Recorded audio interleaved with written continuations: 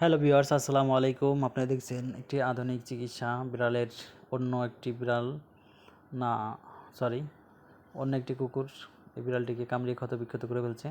প্রথমে কি করলাম, সাবান দিয়ে 15-20 মিনিট ক্ষারযুক্ত সাবান দিয়ে ধুয়ে নিলাম। এরপর পপিসপ দিয়ে ড্রেসিং করলাম। ড্রেসিং করার পরে ভালোভাবে গাছটি ক্ষত স্থানে প্রবেশ করে দিলাম।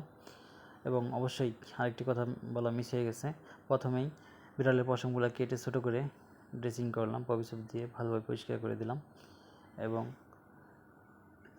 এই ভিডিওটিতে যেই ইঞ্জেকশনগুলো দেওয়া হয়েছে সেগুলো নাই, অন্য একটি ভিডিওতে পাবেন। এই বিড়ালটাকে ইঞ্জেকশন দেওয়া হয়েছে ট্রাইজন 0.5 গ্রামের 1/2 ml এবং মেলভেট 1/2 ml এবং অ্যাস্টাবেট 1/2 ml এবং এই ট্রিটমেন্টগুলো দেওয়া হয়েছে। যাই হোক, বিড়ালটি মালিক অনেক এক্সাইটেড ছিল, বিড়ালটি আসলে কি বাঁচবে কি মরবে, মারা যাবে। যাই হোক, সবার কাছে দোয়া চাচ্ছিল বিড়ালটি যেন ভালো হয়ে যায়। সবাই দোয়া করবেন বিড়ালটি যেন সুস্থ হয়ে যায়। যাই হোক, বিড়ালটির প্রতিদিন একবার করে ট্রিটমেন্ট দিতে হবে, অ্যান্টিবায়োটিক ইঞ্জেকশন দিতে হবে এবং ড্রেসিং করতে হবে দিনে 2 থেকে 3 বার।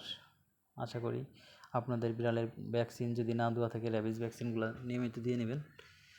বিড়াল যদি কামড় এবং আঁচড় মারে তাহলে কিন্তু ভ্যাকসিন না দেওয়া থাকলে ভয়ের কারণ আছে। যদি র্যাবিস ভ্যাকসিন দিয়ে থাকেন তাহলে এই ভয় থেকে মুক্ত হতে পারবেন। ভ্যাকসিন না দেওয়া থাকলে জলাতঙ্ক হতে পারে, কিন্তু অবশ্যই আপনারা জলাতঙ্ক র্যাবিস ভ্যাকসিনটা গুরুত্ব সহকারে দিয়ে নেবেন। আশা করি সবাই